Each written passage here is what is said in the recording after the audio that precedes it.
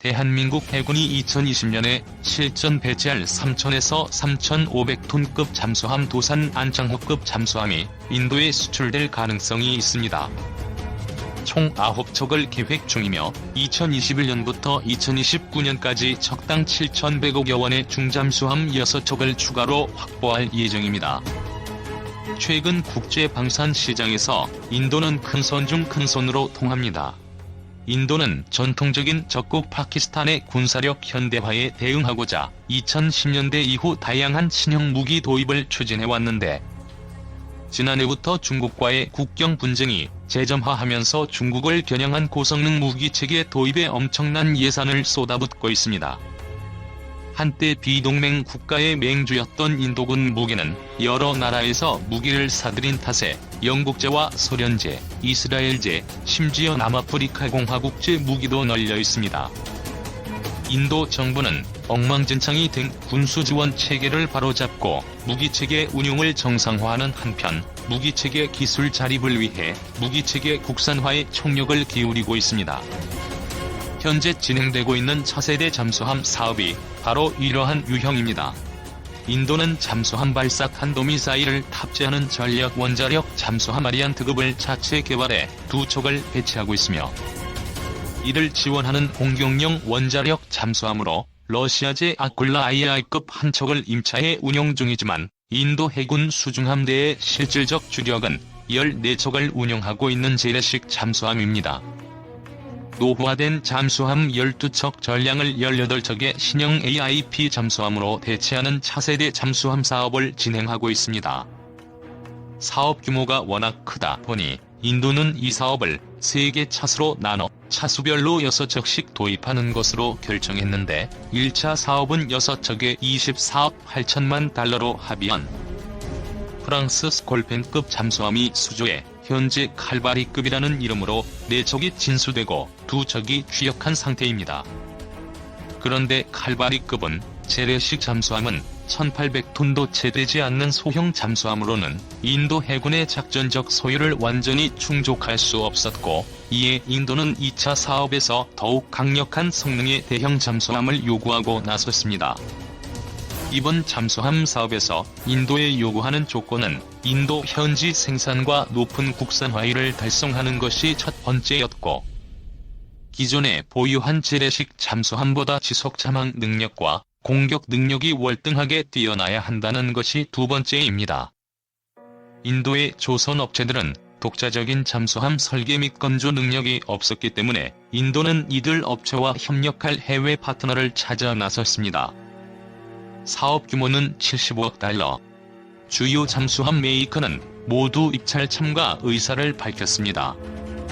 독일, 스페인, 러시아 등의 잠수함 제조 기술 국가들이 도전장을 내밀었지만, 우리나라가 전략적 임무에 투입하기 위해 개발한 도산 안창호급 개량형은 연안 방어 임무 정도에 특화된 다른 경쟁 모델과는 비교할 수 없는 강력한 능력을 보여주고 있고, DSME 모델은 수중 배수량 3,705톤 안팎으로 이번 경쟁 모델 가운데 스페인 나반티아의 S80 다음으로 크며, 범한에서 개발한 고성능 연료전지를 탑재해 1개월에 가까운 수중 지속 잠항 능력도 갖추고 있습니다. 지속 잠항 능력에서부터 경쟁 모델과 비교가 되지 않는 수준으로 잠항 속도 역시 20노트로 경쟁 모델 중 가장 빠르며, 고품질 HY100 고장력강을 사용해 300m급까지 안정적으로 잠항할 수 있는 우수한 잠항 능력도 갖추었습니다.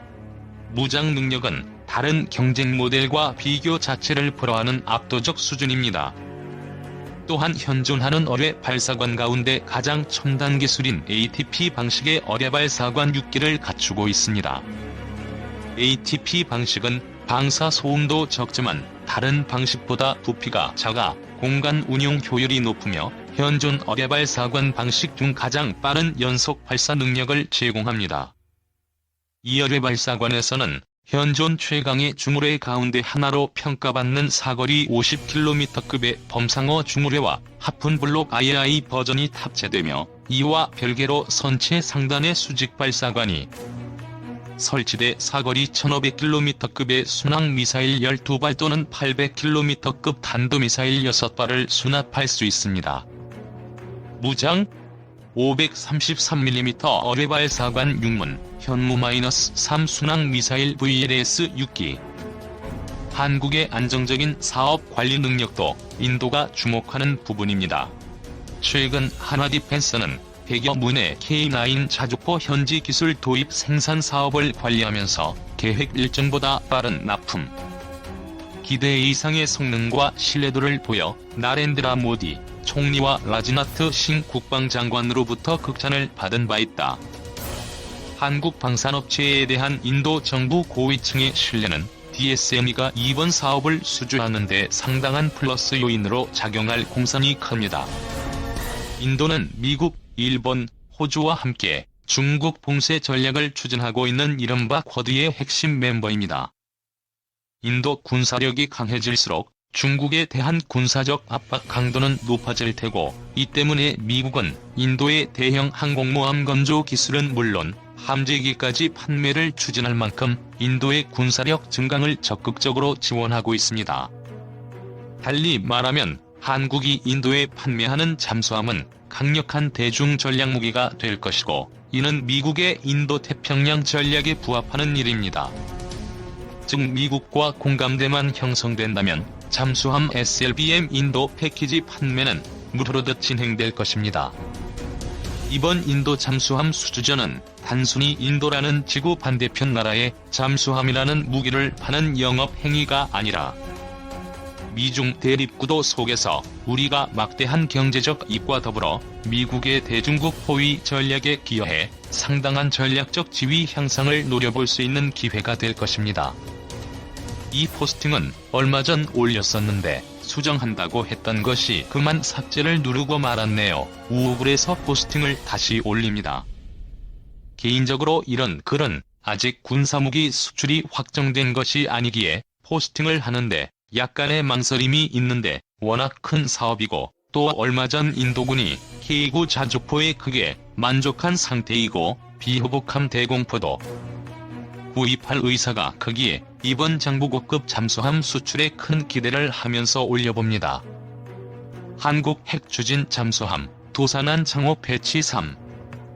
우리나라 대한민국은 최근 2021년에서 2025년까지 300조의 국방비 투입과 100조 전력 증강 비용을 사용하여 국방력을 확충한다고 전해졌다. 그중에 4,000톤급 잠수함도 추진한다. 더군다나 현재의 도산한 창호급 배치 3에서 4,000톤으로 증가시키고, 여기에 소형 원자로를 장착하여 프랑스의 쉬프랑급처럼 핵잠수함을 만들겠다고 선언하였다. 우리나라는 러시아의 핵잠수함 원자로 제작사인 OKMB에서 기술을 도입하여 스마트 원자로를 개발 막바지에 있으며, 스마트 P 소형 원자로는 열출력 65MW로 미국 원전과 열출력이 비슷한 수준으로 한국이 핵잠수함 확보 시 모델로 삼고 있는 프랑스 쉬프랑급의 수상 배수량 4,800톤 전홍축 원자로를 사용한 잠수함을 한국도 확보할 것임을 계획을 하고 있으며, 이미 핵잠수함 건조에 필요한 전반이 기술 확보에 들어갔으며 핵잠수함 중 가장 중요한 소음 감소 기술과 음향 타일에 많은 투자를 하고 있다. 우리나라 군은 2025년까지 300조를 국방비에 쏟아붓겠다고 선언하였으며, 여기에 4,000톤 잠수함을 핵추진 잠수함으로 건조한다는 계획을 밝혔다.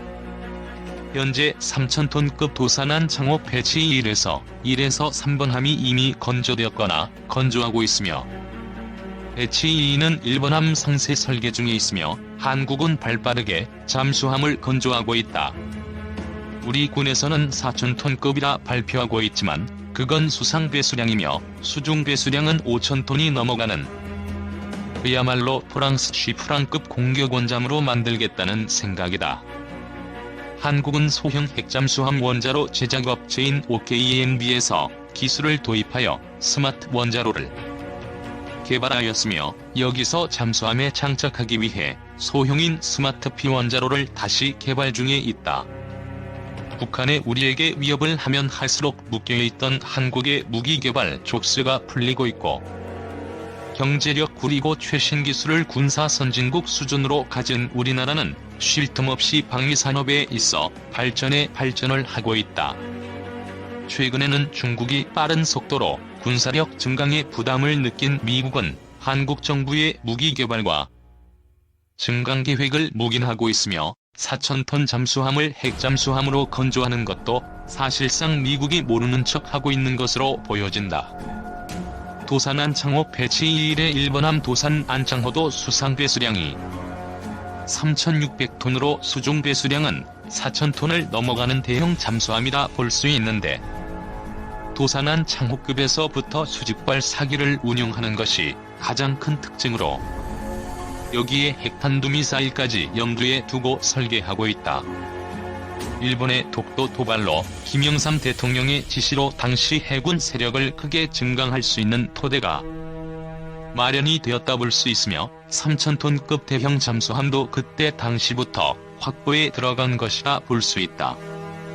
우리나라는 209급 9척을 확보한 이후 대형 잠수함 확보를 할 계획이었지만 기술 부족으로 인하여 대형 잠수함을 대신하여 214급을 추가로 9척을 건조를 하며 대형 잠수함 설계 기술을 확보하려는 전략으로 노선 변경을 하였다. 대우조선해양은 첨단 군사강국만이 보유를 하고 있는 잠수함 전용 설계 프로그램을 자체 개발하여 상당히 복잡하다 볼 수 있는 잠수함 설계에 적용을 하고 있으며, 이것을 활용하여 한치 오차 없이 잠수함을 완벽히 건조하려는 생각이다. 중국, 러시아 그리고 일본과 미국 등 한반도 주변국 중 한국보다 군사력이 약하다라고 볼 수 있는 나라는 없으며, 이러한 강대국들 사이에 우리나라는 생존을 위해 독침 전략의 핵심이라 볼 수 있는 핵잠수함을 기필코 확보해야만 할 것이다. 북한이 개발한 SLBM 사출 방식은 콜드런칭으로, 이것은 수중 수백 미터에서 탄도미사일 발사에 적합하지가 않다고 볼 수 있으며, 자칫 잘못하면 잠수함과 함께 폭발할 수 있는 위험한 방식이다.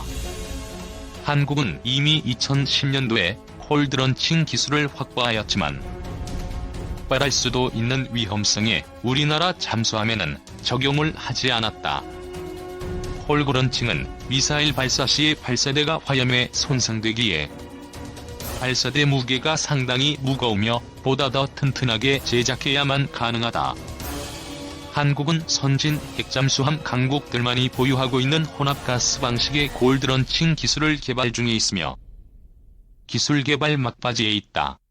이 방식을 적용했을 시 3,000톤급 잠수함의 10발까지 탑재가 가능하다 볼 수 있다.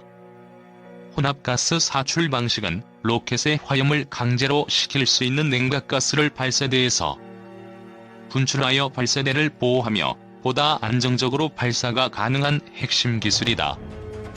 그동안 군에선 장보고 배치 3회 원자력 추진기관 탐재를 부인해왔었지만, 최근 정부는 한미 핵협정과 잠수함에는 원자로 탑재는 별개라고 선을 긋고 나섰으며, 장보고 3 사업으로 기존 운용 중인 209급 잠수함을 퇴역시키기 위해 건조 사업을 진행하고 있지만, 군에선 209급도 완전 개량을 거쳐 재취역을 시키고 있다. 프랑스는 핵과 잠수함 강국으로 특이하게도 4,000톤급 잠수함의 원자로를 장착하여 공격핵 잠수함을 건조 중으로 그 모델이 쉬프랑이다.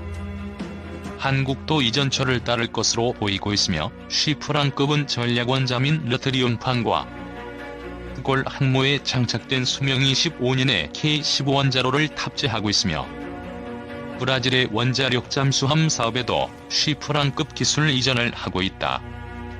한국은 핵잠수함의 원자로 기술과 잠수함 건조 기술이 있지만 자체 제작해 완성하려면 10년 이상 소요되고 실패할 확률이 높기에 프랑스의 기술적 도움을 받을 것으로 예측하고 있다. 우리나라가 개발하는 스마트 비원자로는 열출력 65MWT로 미국의 원자력 잠수함에 들어가는 70MWT와 근접한 출력으로 개발 중에 있으며 가격은 1,000억 원대로 예상하고 있다. 문재인 정부 들어 7%의 방위비 대폭 상승 인하여 올해 국방 예산이 최초로 50조를 넘어섰는데, 여기에 더하여 내년부터 2025년까지 300조를 투자 계획을 가지고 있다. 중국은 미국을 상대로 군사 굴기를 하고 있으나 방산기술 그리고 화력에 집중하고 있는 대한민국의 군사 기술력부터 넘어야 할 것으로 보인다. 한국은 북한과 중국 덕분에 모든 족쇄가 풀려 앞으로는 더욱더 강력한 군사강국으로 도약할 것이다.